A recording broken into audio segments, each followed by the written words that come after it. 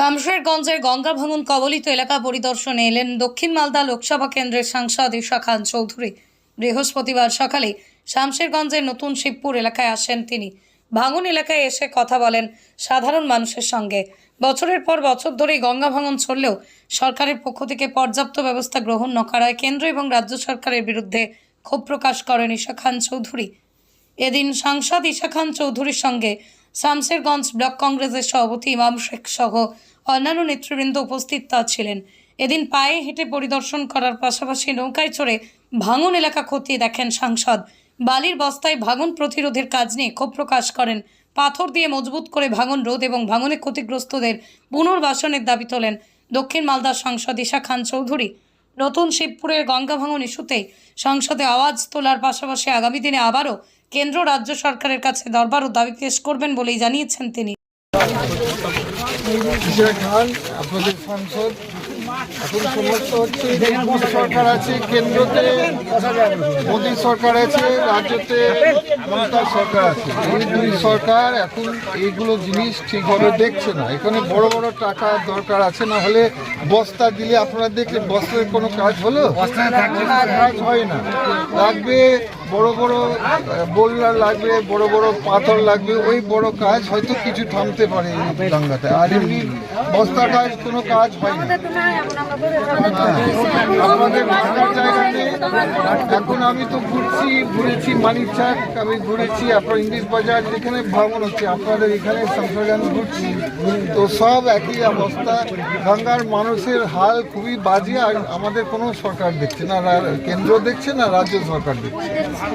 আমাদের সরকার যখন ছিল, আমাদের একটা নিয়ম ছিল যে ফরাক্কা বারাজ, আপনারা চিনেন তো ফরাক্কা বারাজ, ওটা তো কেন্দ্র সরকার বড় খারাপ অবস্থা।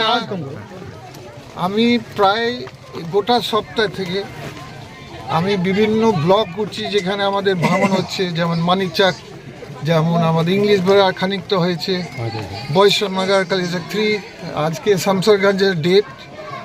আমরা যেখানে আছি এখন শিবপুরে, আপনারা দেখতে পাচ্ছেন যে 15-20 বাড়িগুলো পুরা গঙ্গাতে পড়ে গেছে বা পাট বাড়ি পড়ে গেছে। তো এভাবে মানুষের অবস্থা, মানুষের হাল খুবই খারাপ, মানুষের জীবন এরকম শেষ হয়ে যাচ্ছে। কারণ বাড়ি যদি থাকে, ওরা থাকবে তো কোথায়? ওদের জমি কোথায় থাকার? এরকম জমি যদি পড়ে, শুধু বাড়ি পড়ে যাচ্ছে না, জমিও পড়ে যাচ্ছে গঙ্গার মধ্যে ভাঙনের জন্য। তো প্রশ্ন হচ্ছে যে মানুষরা কি করে জীবন কাটবে, কিভাবে আগামী দিন বাঁচবেন? সমস্যা হচ্ছে যে জিনিস আমি বারবার পার্লামেন্টে তুলেছি। এবার পার্লামেন্টে, দিল্লির পার্লামেন্ট, লোকসভাতে আমি দুবার এই বিষয়টা তুলেছি। আর শামশেরগঞ্জের জন্য স্পেশালি আমি তুলেছি শিবপুরের সমস্যা এবং আরও বিভিন্ন গ্রাম আমাদের শামশেরগঞ্জ যেখানে ভাঙন হচ্ছে।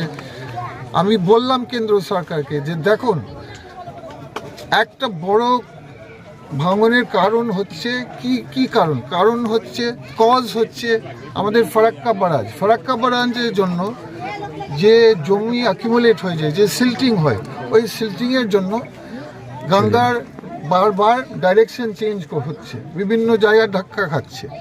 তো তার জন্য দীর্ঘদিন আপনারা দেখবেন, তদন্ত করবে, দেখবেন যে 2014 সালের আগে ইউপিএ সরকার, সোনিয়া গান্ধী সরকার যখন ছিলেন, যে কেন্দ্র সরকার দায়িত্ব নিত 80 কিলোমিটার ডাউনস্ট্রিম ফরাক্কা বারাজ থেকে, গোটা দায়িত্ব, আর আপস্ট্রিম বুতনি অবধি, মানে 40 কিলোমিটার মালদা, 80 কিলোমিটার ডাউনস্ট্রিম আমাদের মুর্শিদাবাদে। তার মানে কাজ করতে, বেশিরভাগ বড় বড় কাজ করতে ফরাক্কা বারাজ।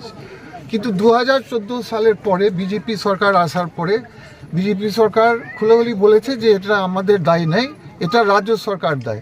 রাজ্য সরকার দায়িত্ব দিচ্ছে, ব্লেম দিচ্ছে কেন্দ্র সরকার দিচ্ছে রাজ্য সরকার। এই দুটো সরকারের মধ্যে বিতর্ক হচ্ছে, কিন্তু মানুষের কোনো কাজ হচ্ছে না। গঙ্গা মানুষের হাল ছেড়ে দিয়েছে দুই সরকার।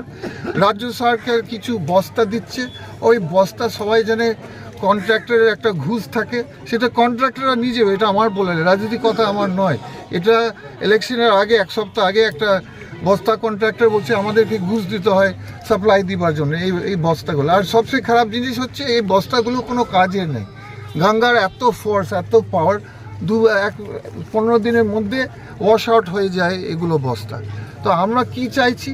আমরা বলতে চাইছি যে গঙ্গা রাজ্য সরকার কেন্দ্র সরকার মিলিয়ে কাজ করতে হবে। কিসের কাজ? পাথরের কাজ, জিও টিউবের কাজ। এই ছোটো মোটো কাজ, বস্তার কাজ আর চলবে না, মানুষ চাইছে না, কোনো কাজের নেই। এটা গঙ্গা ওয়াশ আউট করবে।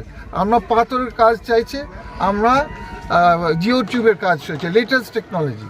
এটা আমি কেন্দ্র সরকারে বলছি আর রাজ্য সরকার। আপনার ঝগড়া মানুষ শুনতে চাইছে না, দুটোই সরকার। আমরা কাজ চাই। এখানকার গঙ্গা মানুষের এদের বাড়ি চলে যাচ্ছে, ডুবে যাচ্ছে, মরে যাচ্ছে, এদের জীবন শেষ হয়ে যাচ্ছে। এরা চাইছে কাজ, এরা কোনো সরকারের এক্সকিউজ চাইছেন না। দুই হচ্ছে যারা বাড়ি হারিয়ে ফেলেছেন, এরা কোথায় যাবে? এরা কি কম্পেনসেশন পাবে? রাজ্য সরকার বা কেন্দ্র সরকার কি